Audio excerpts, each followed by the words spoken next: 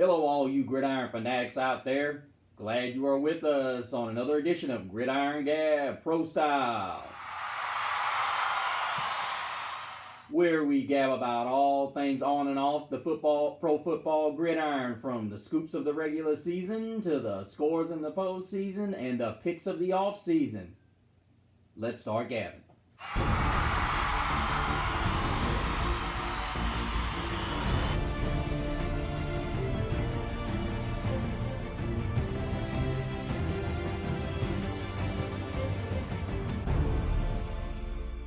Welcome back, all you fellow gabbers. I am back for a second time this evening because we have breaking news. Yes, the Indianapolis Colts and owner Jim Irsay have went back on their word, and as you read in the thumbnail, that Johnathan Taylor is now open to being... Johnathan Taylor can now openly search for a trade. Now that just rings the very question. Who is willing to go and get Johnathan Taylor? Because according to sources, the Indianapolis Colts either want a first-round pick or they want picks that equate to that.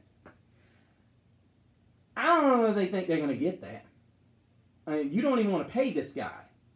So what makes you think you're going to be able to get this for Johnathan Taylor? Now, he's worth it, but you've already shown you don't value him, and the other 31 teams don't even value the running backs that they have, which leads to the question, who can benefit most from it?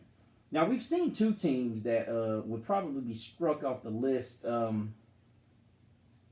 off the bat. One of them being the Arizona Cardinals, because they're not going to win. They could make an offense around Johnathan Taylor, but they won't be very good.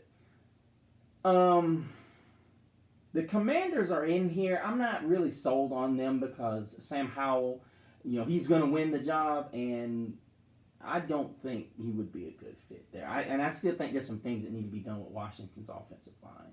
But as you guys know, I've had this poll up for an hour. This story just broke about an hour ago, so I had to make this show for you guys. It's not going to be a lot of extra added stuff. Maybe a little bit of, maybe the intro will be in it, and maybe a couple of pictures of Johnathan Taylor, but not going to be very many pictures in this one because this needs to, for you guys listening purposes. But on the poll, I've got 5 teams that I've heard are interested.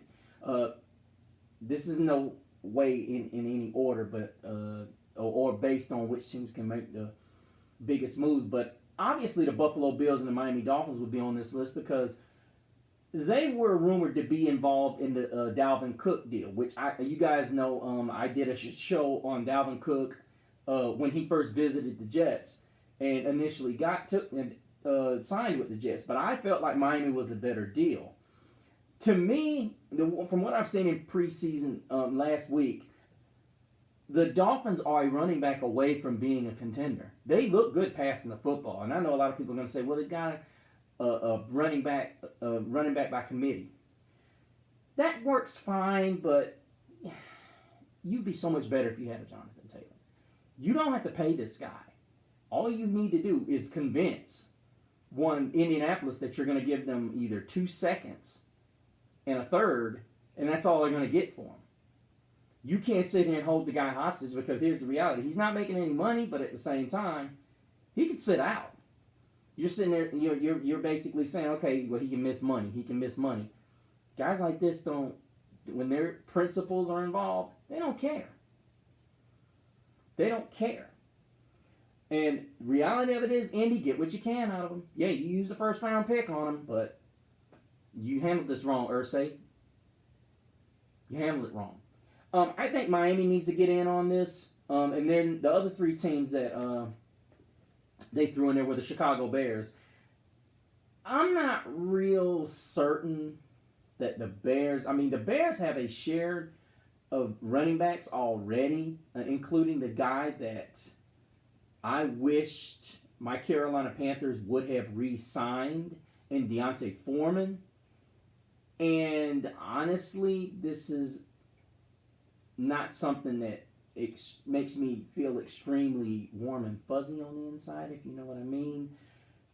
Knowing that the Bears would possibly be on the hook for wanting to get another tailback, given the fact that they have, like, Khalil Herbert is first on the depth chart over Deontay Foreman, which makes it weird why the Foreman would sign with the Bears, but I guess the money that they gave him was well within their right. But I mean, honestly, with Khalil Herbert and Deontay Foreman there, and then you throw in the fact, I would venture to say that if they made this deal, one of those two guys would go.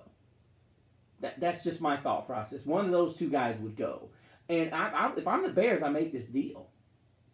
You know, I give up a second round pick because they still have the Carolina Panthers first round pick for next year and a second next year. So they could get a second round pick and give up Deontay Foreman and get Johnathan Taylor. Possible. Then we can go back and we can look at a team like the Philadelphia Eagles, which many people are going to say, oh, no, why the Eagles don't need anything. Well, let's just keep in mind that Miles Sanders walked to Carolina. I'm not a big fan of that move. I think Sanders is a good running back, but he's not yet that guy we should have took. But anyway, being that you took Miles Sanders walked, you've got Kennedy Brooks, Kenneth Gainwell, and DeAndre Swift. I think everybody was sold on DeAndre Swift being the number one, but then they're loaded at the tailback spot. They got DeAndre Swift, Rashad Penny, and Kenneth Gainwell. Now, here's why I say that a guy like Johnathan Taylor would fit well here. Well, because of the running ability of Jalen Hurts, and his ability to catch the ball out of the backfield. Just a thought process, Philly. And you guys are not going to need first round pick. But I don't think you even need to give up a first. Then he's just blowing smoke right now. They know you can't get a first for a tailback. They know that. They're blowing smoke. So let them blow smoke.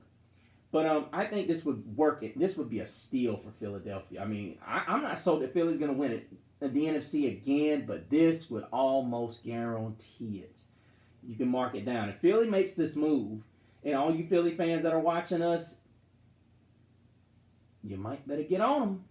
Because you already have a tough roster right now. If you get Johnathan Taylor, let's just go to Baltimore right now. We can look at the Ravens, and the Ravens have a problem with J.K. Dobbins. I mean, I know J.K. Dobbins finally reported to he finally reported, but the thing is, you haven't figured out what you have with this guy. He's had a rough go at it. And what's crazy is I'm sitting here looking at Melvin Gordon III, who's fourth on that depth chart, and I'm like, this was a dude that was like one of the top all-around backs at one point in Denver, and all of a sudden it's like, with the Chargers, and now it's like, ooh, yeah, you guys are really hurting the market of running backs. That's why I said, Ursay, you guys are a lot of the reason why you're not going to get the compensation for Johnathan Taylor. So you should have just went on ahead, gave him a deal, or just blow smoke at him until you could get him out the door. And you don't sit there and just play this game. He's going to win. But looking here, the Baltimore Ravens are loaded. Now, I will say this, not loaded with great running backs. They've loaded with experienced guys, as in Gus Edwards and Justice Hill, as well as Melvin Gordon. If they could pull this, I mean, I'm thinking that with Indy's depth chart of running backs, I'm believing that they're going to want a tailback in return. Because I'm looking at their depth chart at the tailback position, and with Zach Moss possibly out for a little while, and Deion Jackson and Evan Hull, and this no disrespect, guys. I'm sorry, I don't know you guys. Deion Jackson looked good in the one preseason game, but he's not going to be the guy. He's not. And I would say any of the teams that have not necessarily a top-tier running back, but a running back that they can offer and get that asking cost down to about a third, fourth-round pick. Because and you give them another back. Trust me, you don't give them a first and you don't give them a second. You just don't, especially with the value of the running back. See, that's also been a bite in the backside of these owners and these GMs. So you can't make these kind of first round pick deals with tailbacks anymore. If Christian McCaffrey didn't teach you there's no teaching you that. But anyway, this is breaking news, guys. The Indianapolis Colts and Jim Irsay have given Johnathan Taylor and his reps the go ahead to seek a trade. And we didn't talk much about Buffalo, but Buffalo would benefit greatly. That would put their I think Buffalo's the one team that has fallen by the wayside early on as far as a favorite to win the AFC, because Cincinnati and Kansas City and even Jacksonville are just where they are right now. And with Buffalo's inability to even make it to the AFC title game, or make it past the AFC title game and win it with no running backs, and it's just they're getting a bunch of guys that are either unproven or they're past their prime, being Latavius Murray. And you got Ty Johnson, Damian Harris, and James Cook. These are guys that they're not going to lead you. James Cook is not Dalvin Cook. So I thought that was a huge mistake by the Bills not to go after one Ezekiel Elliott or even Kareem Hunt. But now you got Johnathan Taylor out there in the wings. You got to be willing to know what you're willing to give up. And I don't know if any of these teams are wanting to give up anything around first and second round. But they do have, some of these teams do have running backs. But at the end of the day, what has to happen is that these teams have to come to the table and they have to bring things that the Indianapolis Colts will find that desirable. So, with that being said, guys, we got breaking news that Irsay and the Colts have agreed to allow Johnathan Taylor and his team to explore trade options.